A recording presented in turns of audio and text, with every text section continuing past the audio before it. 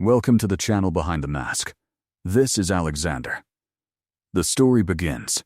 Years after getting married, her husband forbade her from returning to the village to visit her in-law's house, using the excuse that it was being renovated.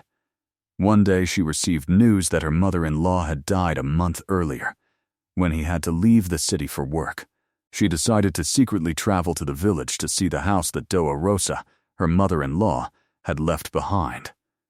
But as soon as she opened the door, she froze. Her body trembled.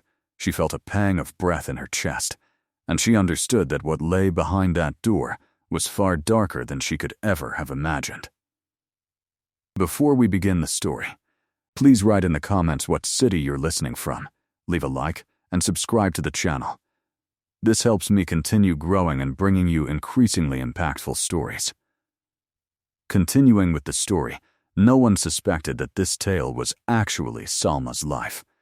She had been married to Marcos for 8 years. 8 years that, from an outsider's perspective, seemed quite good. They lived in a comfortable house on the outskirts of the city.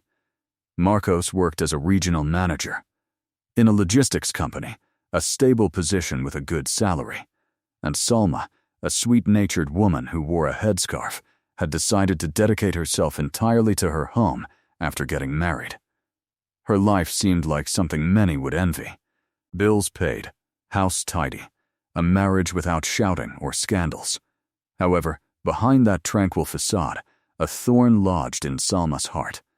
A single place that remained a closed door to her, the house of Doa Rosa, Marcos's mother, in the town of Villa Esperanza.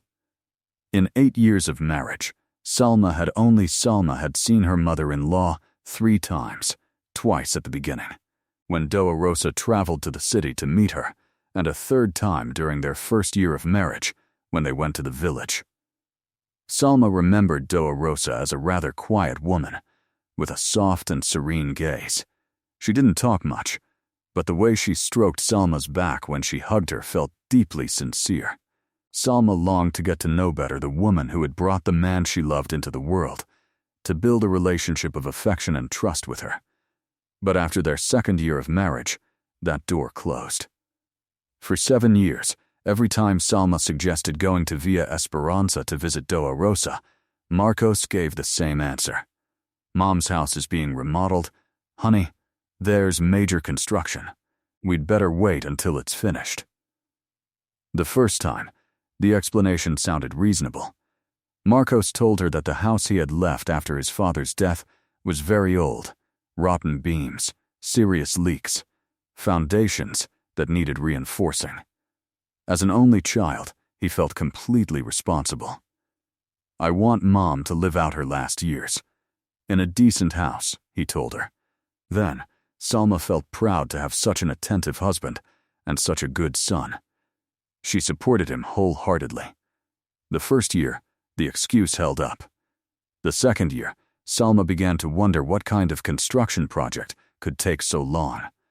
Marcos kept adding new problems. It turned out the ground was bad. We had to redo part of the work. And the bricklayers are a disaster. They never meet deadlines, he grumbled with a tone of annoyance that made Salma feel guilty for insisting. The 3rd, 4th, and 5th years, that renovation became a bitter joke that only she could hear. Every time the end of Ramadan arrived, Salma prepared the best gift for Doa Rosa, but Marcos was always the one who delivered it alone. That way I can keep an eye on the workers. Besides, the trip is long, you'd get tired. There's a lot of dust there, and it's not good for your breathing, he would tell her gently. Salma, obedient by nature, just nodded, and she sent warm greetings to her mother-in-law. Eventually, she stopped asking, not because she didn't care, but because each question clashed with her own feelings. The wall. The never-ending renovation. Marcos's reluctance to go into details created a subtle but constant distance between them. In every other respect, he remained a good husband, attentive, always remembering to call when he traveled, never neglecting her needs. But it was enough for Salma to mention Doa Rosa or the house in the village for Marcos to become defensively closed off. as if someone had suddenly extinguished the light in his eyes. For a while, Salma tried to stay in touch with Dolorosa by phone. At first, her mother-in-law answered. Her voice sounded weak but affectionate. Every time Salma asked when they could visit, Dolorosa would reply with a resigned whisper. "Ask Marcos, daughter. I'll do whatever he says." But in the last 2 years, that number stopped working. Her cell phone broke. You know, she's older. It's hard for her to learn how to use a new one. Besides, there's hardly any cell service in the village, Marcos explained. Again, it sounded logical, but something in Salma's stomach clenched every time she heard it. It was like smelling smoke without seeing it. The fire. The suspicion exploded 3 months before the lawyer's visit. That day, in the middle of the drought, the city air was dry and dusty. Marcos had just returned from one of his work trips, which included a visit to Villa Esperanza to review, as he put it, the progress of the renovations. He arrived late at night. Exhausted, Salma went to the door to help him take off his shoes, as she always did. When she picked up his leather loafers, she froze. They weren't covered in dust, but in thick, damp, red mud, as if he had walked through a muddy field after a heavy rain. "Marcos, where did you step in so much mud?" she asked gently, trying to keep her voice neutral. Marcos, who was loosening his tie, froze. The weariness in his face tightened, and his eyes lingered for a second on his shoes before looking away. "Oh, it was at a friend's construction site near Mom's house." "Work stuff," he answered too quickly. "But we're in the middle of a drought. Where does this fresh mud come from?" Salma persisted, not intending to accuse him. Confused. For the first time in 8 years, he yelled at her. "How distrustful you are. I come home exhausted from working all day, and you're interrogating me about some shoes. Have I lied to you about something? I only go to the village for my mother. Do you think I enjoy going back and forth? Shouldn't you value my efforts more?" His voice was harsh and sharp. Salma felt her eyes fill with tears. He had never spoken to her like that. She put down the shoes with trembling hands. "I'm sorry, I didn't mean to." "Leave it," he interrupted, going into the bathroom and closing the door. That night, Salma slept with her back to him. She cried silently, not so much because of the yelling as because of the taste of lies in Marcos's response. He was hiding something. Something big that had to do with the village, with Dolorosa, and with that never-ending renovation that had erected an invisible wall between her and her husband's family. She understood for the first time that her marriage wasn't as good as she kept telling herself. It had a deep crack, and that crack was in that house in the village that no one would let him see. In the following days, everything seemed to return to normalcy, but it was a contrived normalcy. After the shoe incident, Marcos became especially attentive. He bought her a new tunic, took her to dinner at an expensive restaurant, showered her with compliments and gifts. Salma accepted everything with a pale smile. She knew it was his way of apologizing, of covering with gifts a rift he himself had created. She allowed it, not because she was convinced, but because she felt too exhausted to argue. She began to observe him silently, with a newfound clarity, as if she were living with a stranger she urgently needed to decipher. One Saturday morning, while Salma arranged some homemade pastries on a tray in the kitchen, Marcos read the newspaper on the terrace. The day was quiet, until a car horn broke the silence. Salma looked out the window and saw a gleaming black sedan pull up in front of the house. She didn't recognize the car. A very well-dressed man got out, wearing a gray suit and carrying a leather briefcase. He looked at his mobile phone screen to confirm the address and called the doorbell rang. Salma adjusted her handkerchief and walked to the door just as Marcos stood up, frowning. "Who are you looking for, sir?" Marcos asked politely, his tone strained. "Good morning. Are you Mr. Marcos?" "Yes, that's me. Allow me to introduce myself. I'm attorney Ramirez from the firm of Ramirez & Associates. I'm here about an important matter concerning—" He paused, glancing sideways at Salma, who was watching from behind her husband, with Doa Rosa. Salma's heart sank. The mention of her mother-in-law's name by a lawyer couldn't bode well. Marcos paled immediately. The composure he usually displayed vanished like a paper mask. "What's wrong with my mother?" he asked, his voice breaking. "It would be best if we spoke inside," the lawyer suggested. "It's a very private matter." Marcos, stiff, ushered him in.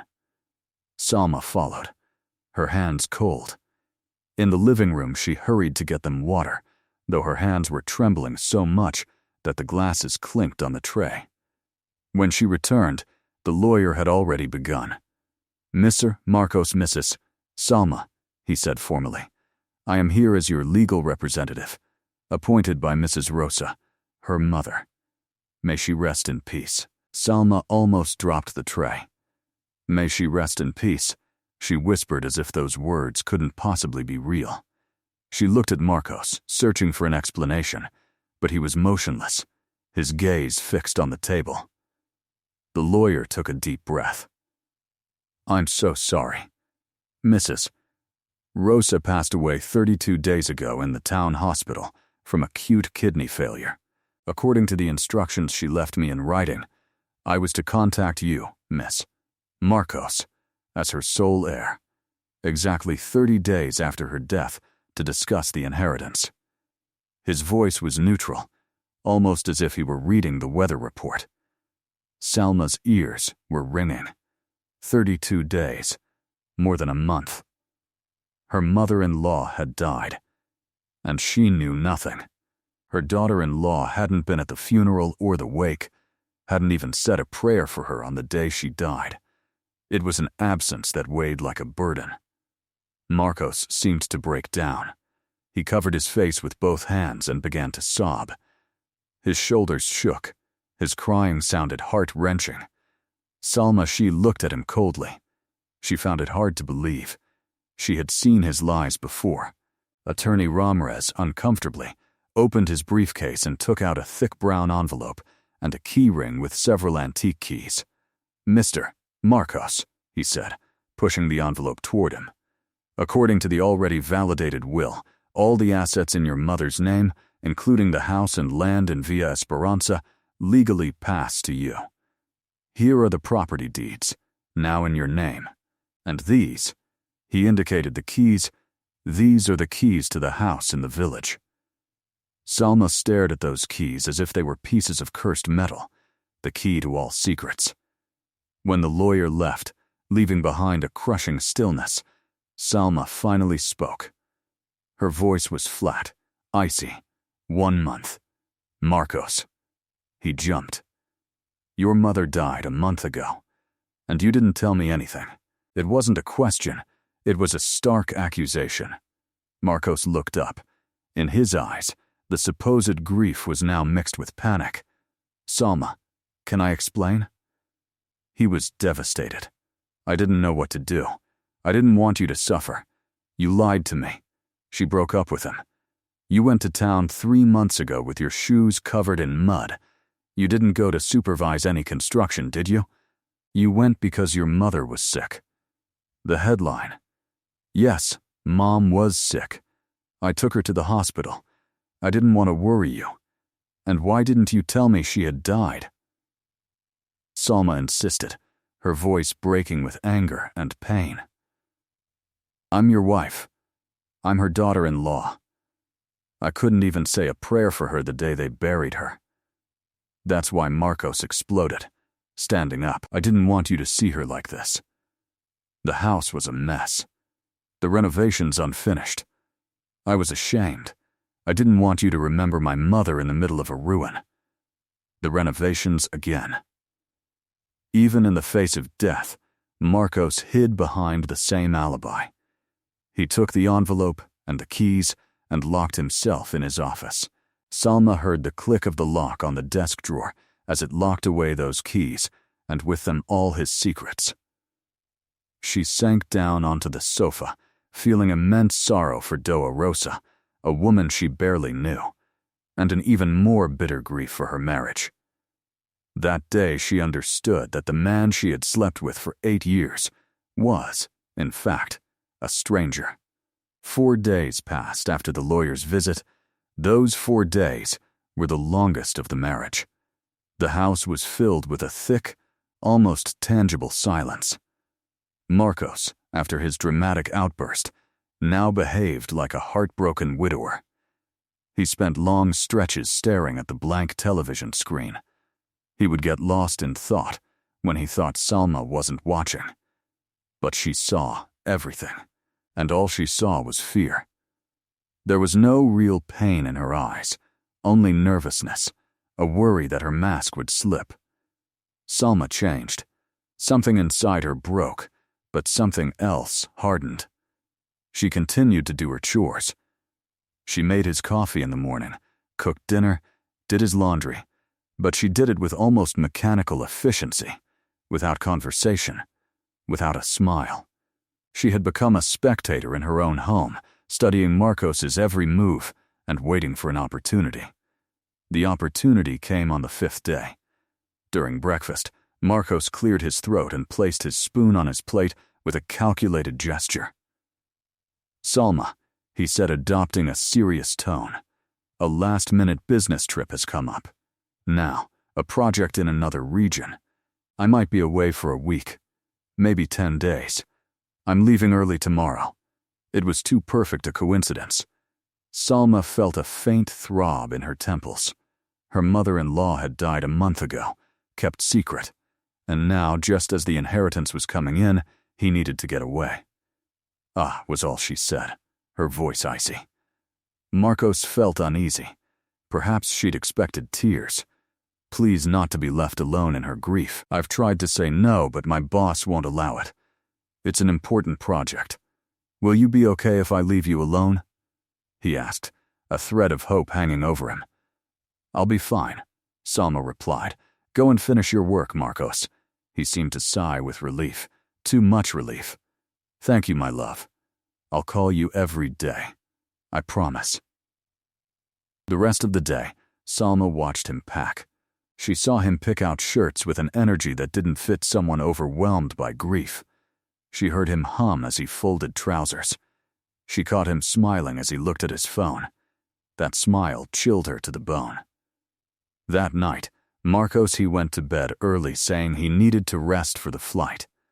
Salma didn't sleep a wink, remaining rigid beside him, listening to his rhythmic breathing and thinking that this man, the same one who had shared her bed for 8 years, lived surrounded by such thick lies that she could no longer see through them.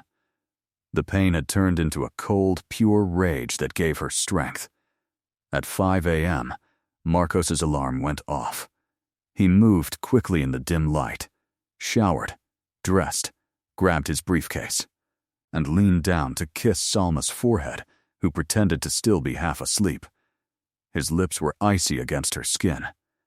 "I'm leaving now. Take care of the house," he whispered. Salma murmured something indistinct. She heard the suitcase being dragged, the front door opening and closing, the car engine starting and then driving away until silence filled the house.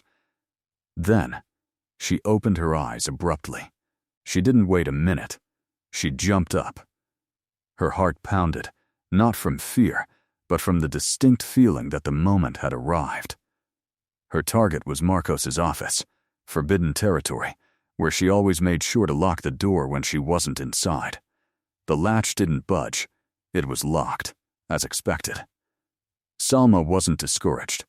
She knew Marcos was tidy, but also vain and overconfident. He'd never think she'd dare to break in. Where would he keep a spare key? An idea struck her, and she ran to the laundry room where the basket of last week's work pants sat. She searched the pockets one by one, nothing in the gray pants, nothing in the beige. In the black ones, her fingers touched something hard and cold in the small side pocket. She pulled out a tiny silver key. It was a drawer key. That gave her half a victory, but she still needed to get into the office. Salma slumped in the hallway for a moment, frustrated, turning the small key between her fingers.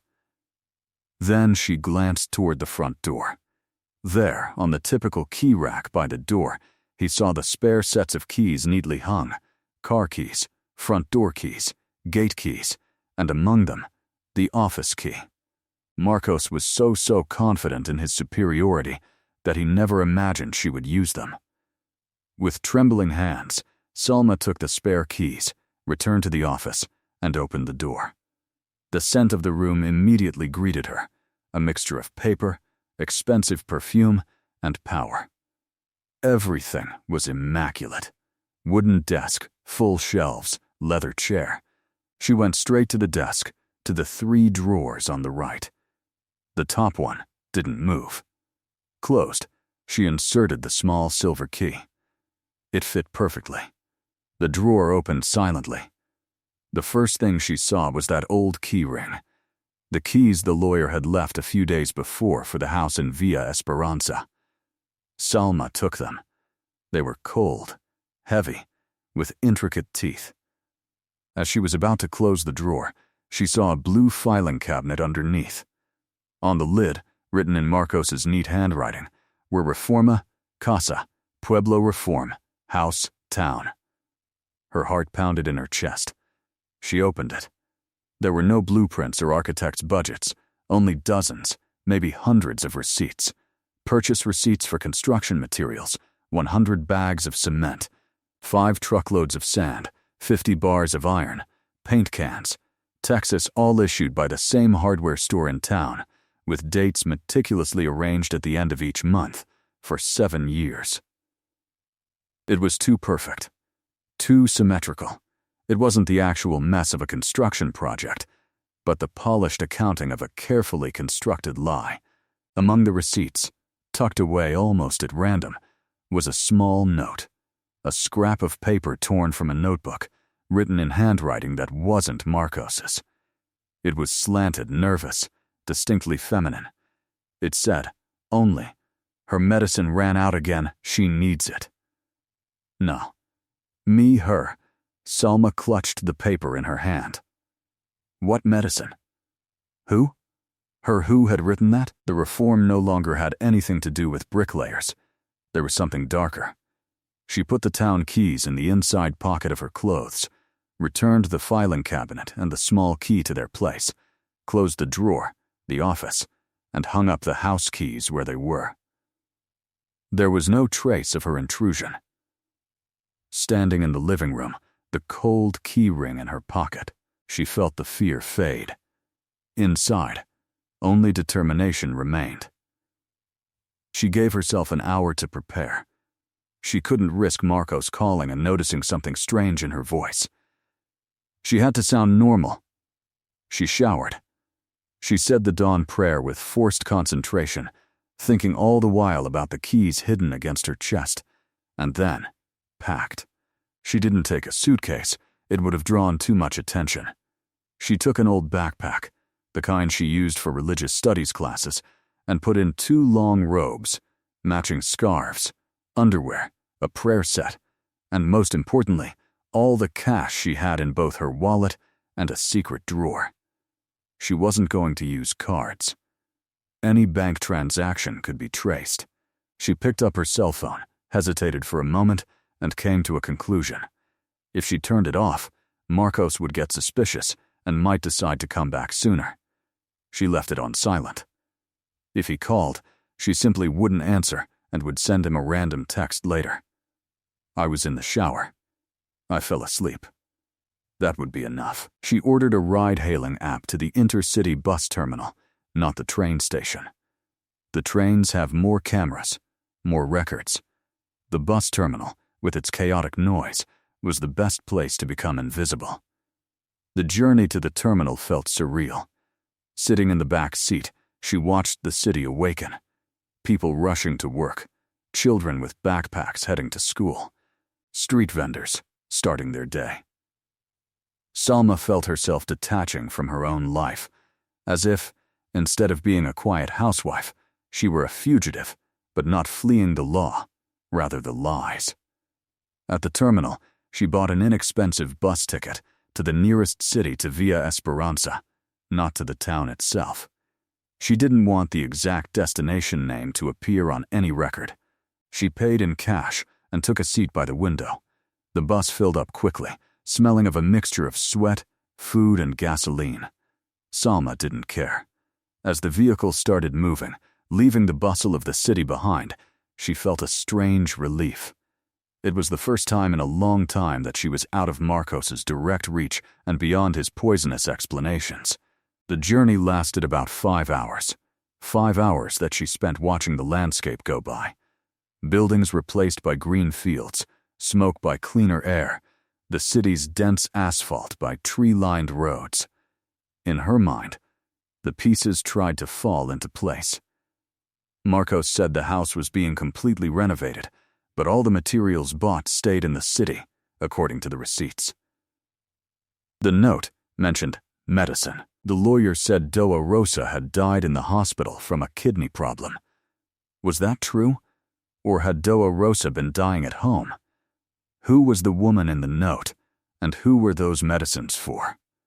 When the bus arrived in the main city, Salma got off and headed to the area where the rural vans waited.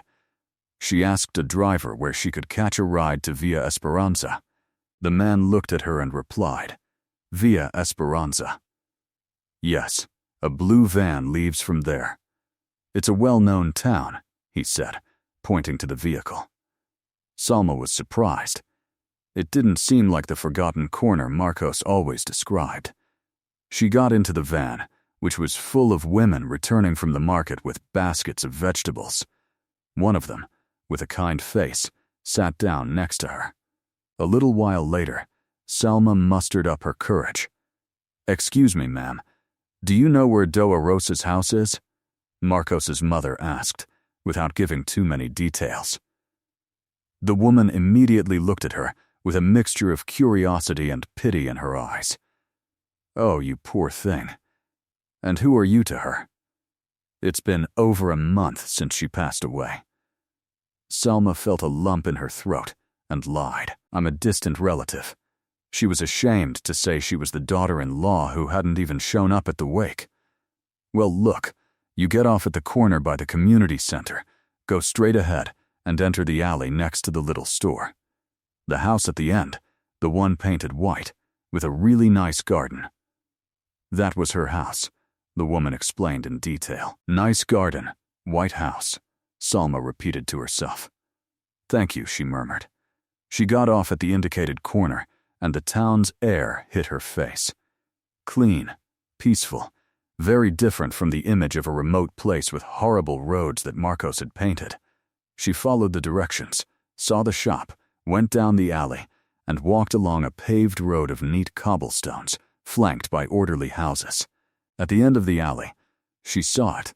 The house and her feet seemed to plant themselves in the ground. It wasn't a house in ruins, not surrounded by sacks of cement and dust. It was beautiful, much more beautiful than the house where she and Marcos lived in the city. Modern but cozy. Impeccable ivory walls, large windows with polished wooden frames. In front, an almost perfect garden. Lawns like a carpet, rose bushes, orchids, and jasmine in bloom. There were no piles of sand, no stacks of bricks, no noise from construction workers, not even a speck of dust. Salma felt nauseous.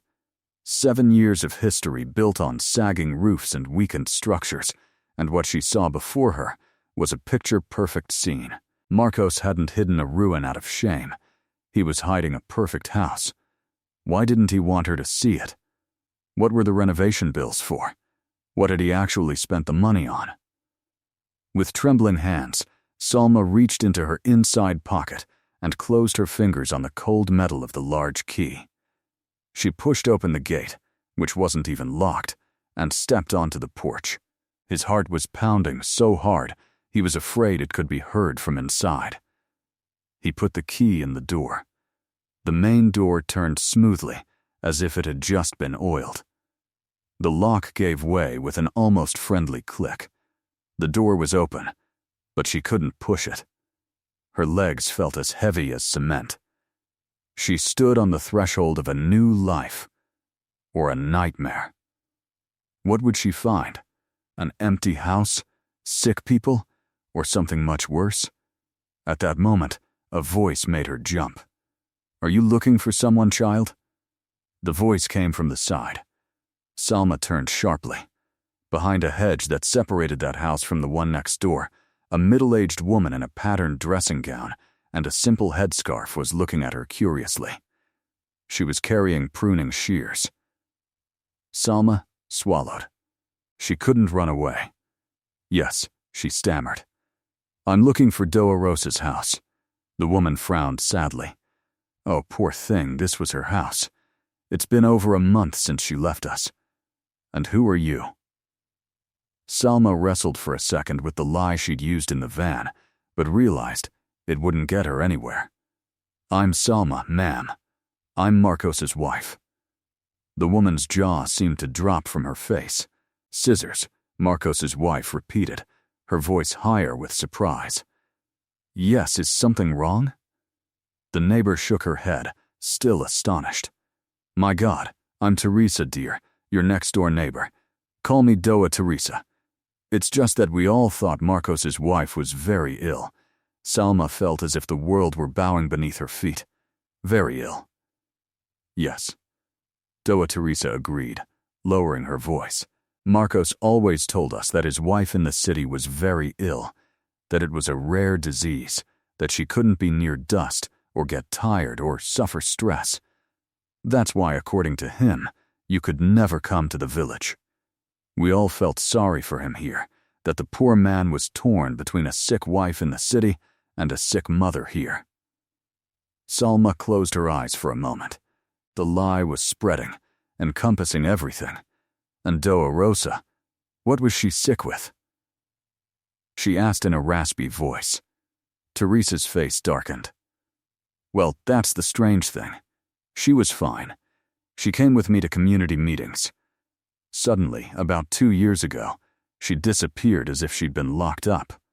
We, her neighbors, tried visiting her was a challenge, but Marcos always showed up just in time. Mom's resting, she can't see anyone. The doctor says she mustn't catch anything, always excuses. And he put up this tall fence you see that wasn't there before. He said it was for security, but it looked like a prison." Salma felt an icy emptiness in her stomach. Then, she died of an illness. Teresa passed away, according to Marcos, from a kidney problem. But no one saw her sick. We only found out suddenly that she had died. He arranged the funeral quickly, without bothering many people. He said he didn't want to tell his wife because she was too fragile to bear the blow. Tears filled Salma's eyes. Marcos hadn't just excluded her from the funeral, he'd used her as an excuse. And the famous house renovation? She dared to ask, pointing to the immaculate garden and the freshly painted walls. Doa Teresa let out a short, bitter laugh. "Renovation. He painted this house about 5 years ago. And that's all. No workers, no dust. What we did see were delivery trucks almost every week. Expensive furniture, new sofas, wardrobes, beds, and the strangest thing. Tatuo, please, Gamelo, rog Salma. Lo más raro eran los paquetes de juguetes, bicicletas pequeñas, muecos, coches de juguete, peluches, cantidades. Yo pregunto una vez y Marcos me dijo que eran donaciones para un orfanato y claro. Una lenda Salma empezó a golpearle con violencia. Juguetes. La nota de las medicinas. Y por las noches, Adi Teresa bajando la voz hasta un susurro. A veces se oen voces, no la voz suave de Doa Rosa, no la voz de otra mujer mucho más joven, rindosa, discutiendo bajito con Marcos. Y en ocasiones se escuchaba la voz de un niño. Salma palidece. Yo pensé que me lo imaginaba, se apresura a decir Teresa, pero fue varias veces. Por la mañana la casa estaba siempre en silencio. Solo sabemos que Doa Rosa estaba adentro y que Marcos venía y se iba con su coche bonito. La vecina mira Salma con piedad. No sabe que no sabes nada, hija. Salma neg despacio con las lágrimas ya cayendo. No sabe nada. Teresa suspira. No quiero meterme memes, pero esa casa es de tu suegra. Tienes derecho a entrar. Si pasa algo, grita. Yo estar aquí. La de sola frente a la puerta. The door was ajar. Salma wiped her tears with the back of her hand, took a deep breath, and pushed. It opened silently. The first thing that greeted her was a blast of cold air. Too cold, as if the air conditioning were blasting, mixed with a strange smell, the fragrance of expensive jasmine-scented air freshener, a hint of disinfectant, and the stale heaviness of a poorly ventilated room. She was in the living room, and it didn't look like a country house at all. The floor was gleaming light marble, the sofa enormous, upholstered in white leather, and a gigantic television hung on a wood-paneled wall. Everything looked brand new, polished, almost unused. It was, without a doubt, much more luxurious than the city house where she lived. Then, her eyes fell on the main wall of the living room. There were dozens of silver frames, precisely aligned. Salma approached slowly, her heart racing. In each photo was Marcos. Marcos smiling in front of the Eiffel Tower. Marcos skiing on a mountain that looked like Japan. Marcos with a golf trophy. Marcos was posing next to a sports car she'd never seen before. It was like a shrine to his ego. There wasn't a single photo of Doa Rosa, which hurt even more. There wasn't a single photo of Salma either. Not her wedding, not her graduation, not even a casual snapshot of the two of them. In this house, on the walls that her mother-in-law would supposedly gaze upon with pride, Marcos and Salma's marriage didn't exist, as if it had never happened. Dazed, she crossed the living room and reached the dining room, where a table for 8 sat immaculately with an empty vase in the center. Then she went into the kitchen. It was a picture-perfect kitchen, built-in stove, modern electric oven, double-door refrigerator, all gleaming. On the refrigerator door, something broke that perfection, a child's drawing stuck on with a magnet. Salma approached it. It was a crayon drawing of 3 figures holding hands under a smiling sun, a tall adult, a woman with long hair, and a small figure between them. Above the man's head, in clumsy, childlike handwriting, was a misspelled but clear word, Dad. The air caught in his throat. Dad, no, Uncle? No, Sir Dad? She turned away from the kitchen and walked down the interior hallway. There were several doors. She opened the first, a tidy guest room with no signs of use.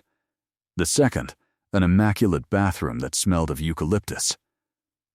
The third door, at the end of the hallway, was locked. Judging by its size, Salma guessed it was the master bedroom, the one that must have belonged to Doa Rosa. She took her key ring from her pocket, held the smallest key, and tried it with trembling fingers. It took her 3 tries to get it in the slot, but finally it turned. The click of the lock sounded inside her chest like a gunshot. She opened it. The smell hit her like a slap in the face. It wasn't the cool perfume of the living room, but the concentrated stench of medicine, alcohol, disinfectant, and illness. The kind of smell that clings to the walls of rooms where someone has been sick for too long. The light was dim. The thick curtains blocked out the sun. When her eyes adjusted, she took in the scene. In the middle of the room, on the marble floor, was a metal hospital bed with side rails. There wasn't a wooden bed with a pretty bedspread, but a hospital bed, now empty. The plastic-covered mattress was bare. In one corner, an IV stand stood like an abandoned skeleton. On the bedside table were piles of empty bottles, syrups, blister packs of pills, boxes of medicine. A small oxygen tank lay on the floor with its tubing loose. This had been Doa Rosa's prison.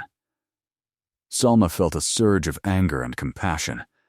there, locked in an expensive but suffocating room, had spent the last years of the woman she had longed to know as a mother.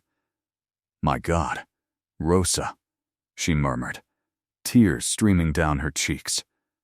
But that was only half the room. The room was very large and seemed divided into two areas.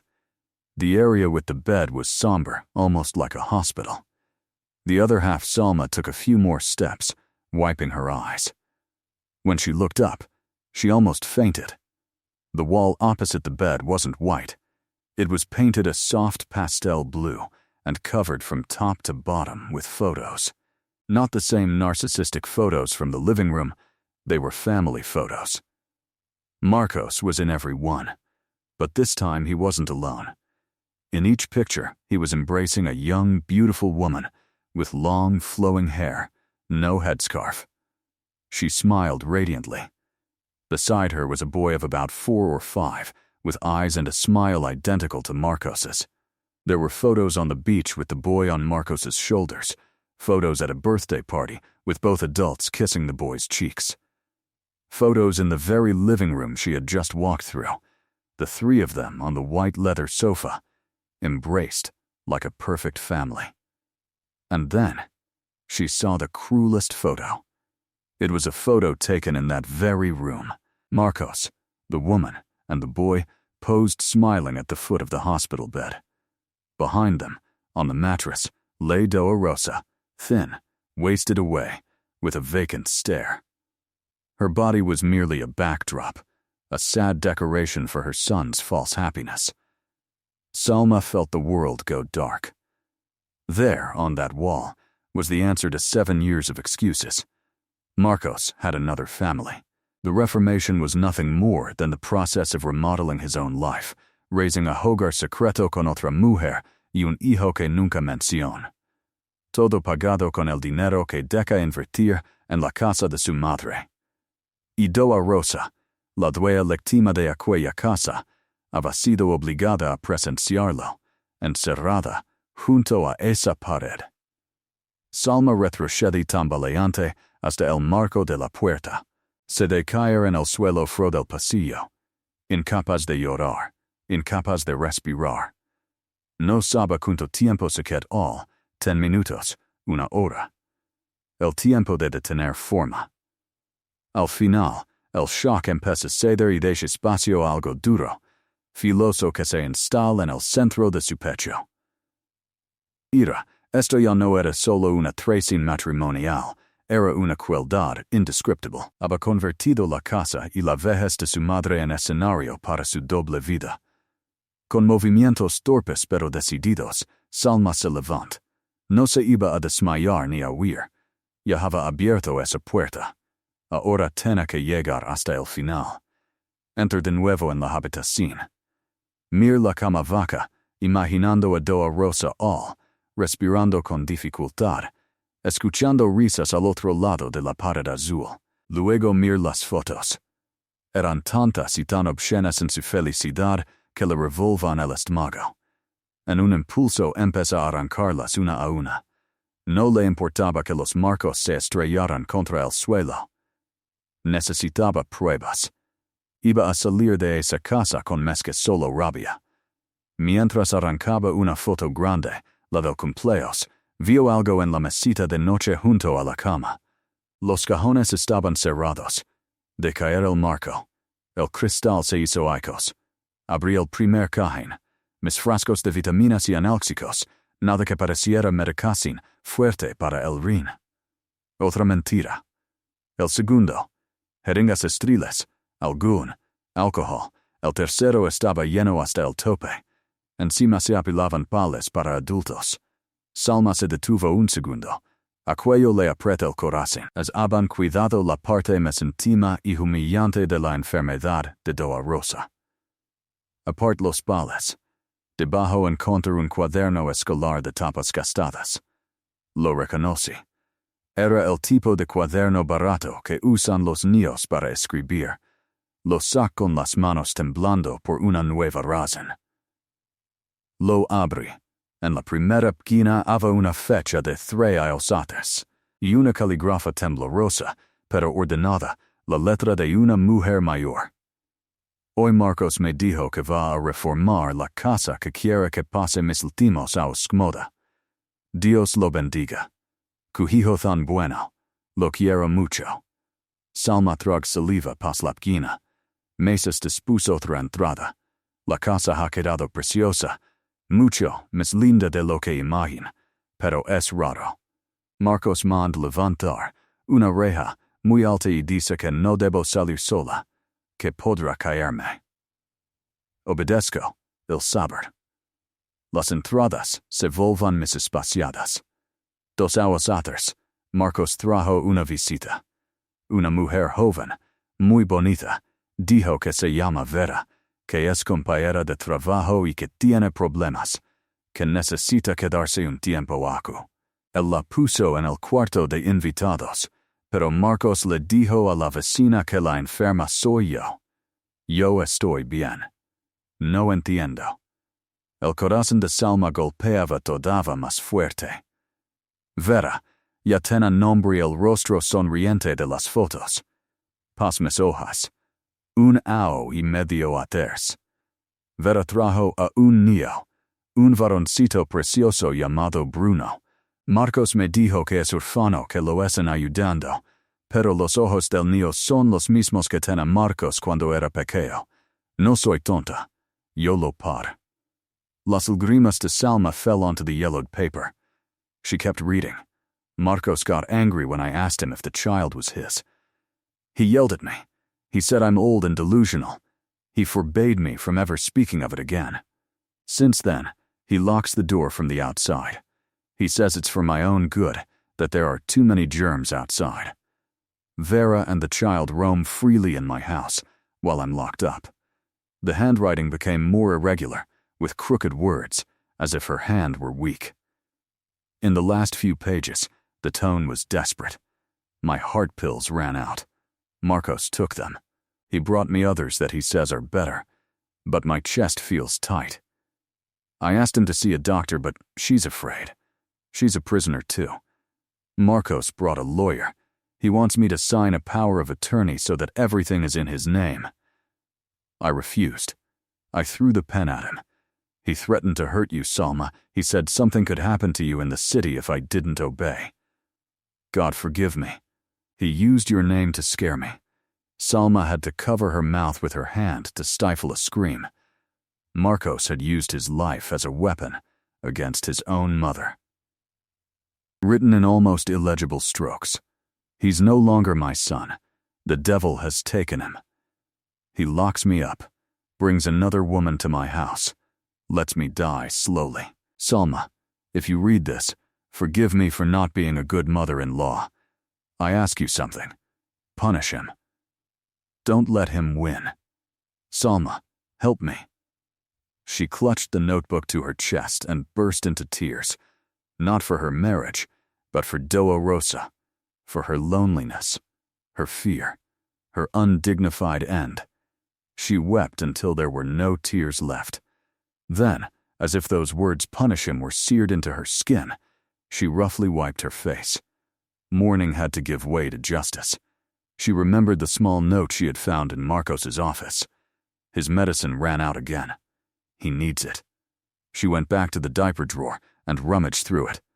She found several more notes, all in Vera's same modern handwriting. Shopping lists, formula for Bruno. Bruno Deepers, size M, Bruno's fever syrup. He understood. The medicine on the note wasn't for Doa Rosa, but for Marcos's illegitimate son. He was more concerned about a simple children's syrup than about his daughter's heart medication. Madre. Salma reuni todo. El cuaderno de Doa Rosa, las notas de Vera, varias fotos arrancadas de la pared donde aparecen Marcos, Vera y Bruno, unidos como familia, y una foto en particular donde al fondo se vea a Doa Rosa postrada en la cama. Salí de aquella habitación cerrando la puerta con fuerza. A través el pasillo, pas por la cocina y el salón lujoso, sin mirar nada más. Aquella casa no era un hogar, era un mausoleo de mentiras. Abrí la puerta principal. Salí al aire libre y respiré el sol del pueblo como si fuera la primera bocanada de aire en das. Sujetaba el cuaderno y las fotos, con tanta fuerza que los nudillos se le pusieron blancos. Sabía exactamente lo que tenía que hacer. Cruza al instante hacia la casa de Doña Teresa. No había tiempo para cortesas. Necesito su ayuda, dijo con una calma helada. Teresa lee en sus ojos que algo terrible había visto y la hizo pasar. La senté en la sala humilde pero fresca. ¿Qué has encontrado, hija? Pregunta inquieta. Salma mira al frente. Yo estoy intoxicada por sus mentiras, pero Doña Rosa, a ella la mataron. Susur, la encerraron, le quitaron sus medicamentos y la dejaron morir mientras mi marido viva aquí con otra mujer y con su hijo. Teresa soltó una exclamación ahogada. Dios nos ampare. Salma abrió el cuaderno sobre la mesa. Es todo aquí y necesito llamar al abogado que vino a mi casa, el licenciado Ramírez. No tengo su número, pero recuerdo el nombre del bufete. ¿Puedo usar su teléfono? Por favor.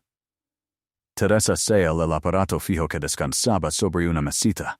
Por supuesto, hija, usa todo lo que necesite. Con el móvil, Salma busca en internet el número del bufete Ramírez y Asociados y lo marca desde el teléfono de Teresa. Bufete Ramírez y Asociados, buenas tardes, contesta una recepcionista. Necesito hablar con el licenciado Ramírez. Es urgente. Dígale que llama Salma, la esposa de Marcos y nuera de Doña Rosa. Hubo un silencio breve. Un momento, por favor. El corazón de Salma lata desbocado. Al fin escuché la voz que recordaba. Señora Salma. El licenciado sonaba sorprendido. ¿Smo ha conseguido mi número? Est bien. Estoy en Vía Esperanza. Respondí Salma con tono firme. En la casa de Doña Rosa. Él exhaló un suspiro de asombro. En la casa del pueblo. Marcos me dijo que usted estaba muy delicada y que él estaba de viaje por trabajo. Marcos miente. Lo interrumpí ella. Miente sobre todo, licenciado, he entrado en la casa. He encontrado pruebas de que Doña Rosa no murió simplemente enferma. Mi marido la encerró, la neció y la dejó morir mientras viva aquí con su amante y un hijo. Todo está escrito por ella. Del otro lado de la nea se hizo un silencio pesado. Salma casi podía imaginar al abogado llevándose una mano a la frente. Lo sospech, musita al fin. No exactamente es tan terrible, pero algo no encajaba. ¿Qué suspech? Preguntó Salma. 2 meses antes de morir, Doña Rosa me llama en secreto. Estaba muy asustada. Me dijo que Marcos estaba presionándola para que firmara un poder sobre todos sus bienes. Quiere cambiar el testamento. No quiere que él recibiera nada. Quiere que toda su herencia pasara a usted, a su nuera, la única persona en la que confiaba, sin haberla visto casi. Me pide ayuda para modificar legalmente el testamento. Salma pressed the receiver. The notebook wasn't lying. I was preparing the paperwork when Marcos suddenly came to my office saying his mother was very ill and couldn't receive visitors or sign anything else. A month later, he called to say she had died. He brought me the signed power of attorney and the old will. I knew something was wrong, but without proof. Now, we have it, Salma said. The notebook explains everything. It talks about threats using my name and signing under duress. I also have evidence from the other family, how they used the house, how they isolated their mother. The lawyer's voice changed tone. It became cold, determined. Listen carefully, Miss Salma. Don't call the police yet. Marcos is cunning. If he suspects we've discovered him, he might flee or destroy evidence. I'm leaving right now with a team, and whatever warrant we can get urgently. The trip will take us about 4 or 5 hours. Stay at Miss Teresa's house.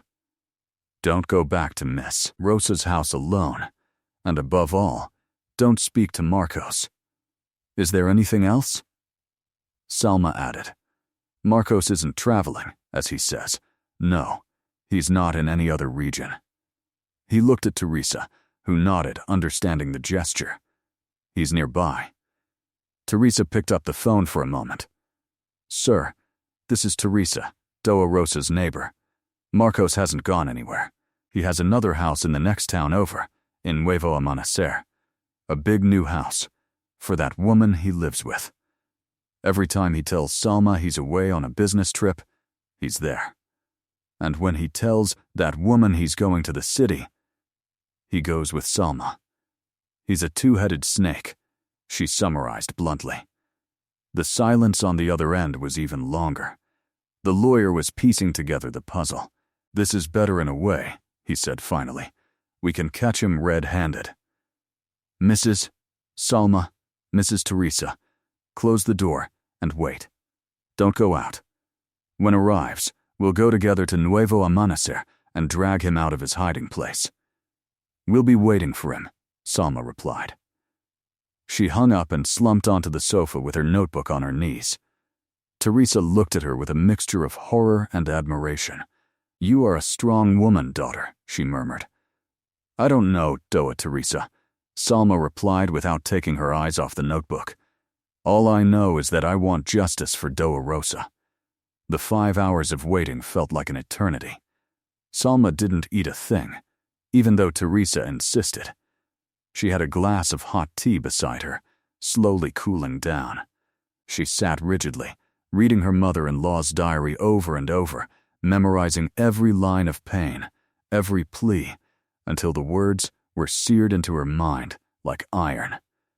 Every time fear tried to rise in her chest, she would open it again to the last entry. Salma, punish him. Don't let him win. That plea became her armor. Doa Teresa kept pacing back and forth, peeking out from behind the curtain now and then, afraid that Marcos might appear. Outside, the sun gradually set throughout the afternoon, oblivious to the storm brewing. Finally, around 4 p.m., they heard engines. Not one, but 2 cars pulled up in front of Teresa's house. She leaned out and exclaimed, "Stamps." Salma stood up, her legs no longer trembling. She pressed the notebook against the chest. They knocked firmly on the door. Teresa opened it. On the threshold stood Lawyer Ramirez, red-faced from the heat and barely contained rage, his suit jacket in his hand and his shirt sleeves rolled up. Behind him were 2 burly men in somber uniform shirts. Mrs. Salma. The lawyer greeted her. We've arrived. We already spoke with the town's police station. These gentlemen are officers. Salma nodded. What's the plan? We're going to Nuevo Amanecer right now. First, we want to see with our own eyes what's happening there. I recommend you stay. I'm coming. She interrupted him. I need you to see me. I need you to know that it was my hand that shattered your lie. The lawyer looked her in the eyes. He saw not fragility, but an unexpected strength. Okay, he agreed. But you're staying behind us. The drive to Nuevo Amanecer was short, barely 20 minutes. Salma rode in the lawyer's car with Teresa. The police followed him in the other vehicle. No one spoke. Salma looked out the window at the fields, the scattered houses, the sky that was beginning to turn tinged with orange. Upon arriving, Teresa pointed. It's that one with the low gate and the toys in the entryway. Marcos's house there was the opposite of Doa Rosa's. It wasn't hidden away. It was on display. Modern gray walls with orange accents, a front garden with swings, scattered tricycles, a plastic playhouse. It was the picture of a happy young family. They stopped a few meters away, and there he was. Marcos, in a polo shirt and shorts, looked younger, more relaxed, laughing as he pushed the swing where a boy, Bruno, was swinging with laughter. On the terrace, sitting in a chair, was Vera, the woman from the photos, with a glass of cold drink in her hand, smiling peacefully. It was an almost perfect scene, if it weren't for the fact that the ground beneath her feet was built on Doa Rosa's grave. Salma opened the car door before the lawyer could say anything. "Mrs. Salma." "Wait." He called to her, but she walked purposefully toward the gate. Marcos heard the creak of the he stepped on the gravel and turned around, still smiling. When he saw Salma, the smile froze, then vanished. For the second one seemed to see a ghost. The swing returned and almost hit Bruno, who squealed in surprise. "Salma," Marcos whispered, his voice dry. On the terrace, Vera sat up, confused. "Who is that, Marcos?" she asked. Bewildered, Marcos didn't answer. Salma stopped in front of him, separated only by the swing. Bruno looked at her curiously, with those eyes that were a copy of his father's. "You said," Salma began, her voice clear and cold, "that you were on a business trip, very far away. You said you'd be gone for 10 days. He swallowed. "Salma, I don't know. This isn't what it looks like. I can't explain." "Oh yes," she laughed dryly. "What do you want to explain first? The 7-year renovation, the fake invoices. Your wife supposedly terminally ill in the city." Vera put her hand to her mouth, stepped off the porch, and took a few steps closer. "Marcos, what are you saying? You told me your wife had died, that you were a widower." Salma finished the sentence without taking her eyes off him. "My name is Salma. I'm alive, and I'm his legal wife." Vera paled. Her knees buckled slightly.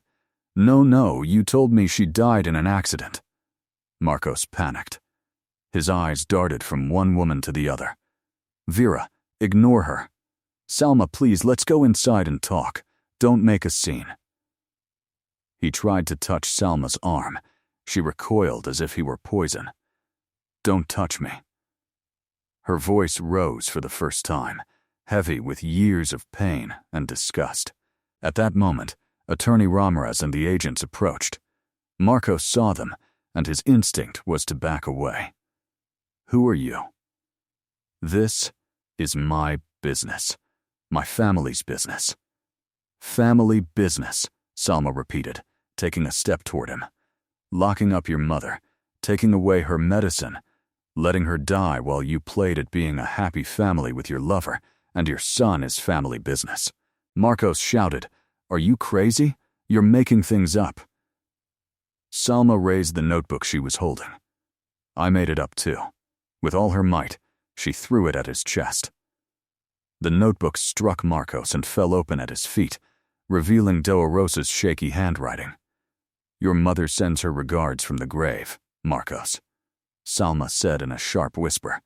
"Take him away," ordered Licenciado Ramirez, controlling his anger. The two agents rushed forward. They grabbed Marcos and took his arms. "Let me go. You have no right." "I haven't done anything," he roared, struggling like a cornered animal. "Misty. Marcos." The lawyer said in an official tone, "I am Attorney Ramirez, legal representative of Doa Rosa. You are under arrest for questioning regarding forgery of documents, misappropriation of family property, and deliberate abandonment of a person under your care that resulted in their death." Vera screamed and collapsed onto the grass, hugging Bruno, who was crying in fear at the sight of his father being held by strangers. Marcos stared at Salma as they dragged him toward the police car. There was no remorse, only hatred. "You," he spat. "You're ruining my life." Salma held his gaze without blinking. "No, Marcos, you did it. You ruined your life, your mother's, and you shattered mine. Now you're reaping what you sowed." She watched him being shoved into the car. The door slammed shut. Dust rose as the vehicle drove off, carrying away the man who had been her husband, and was now just the face of a crime. The silence that remained was strange, barely broken by Vera's solos and Bruno's broken sobs.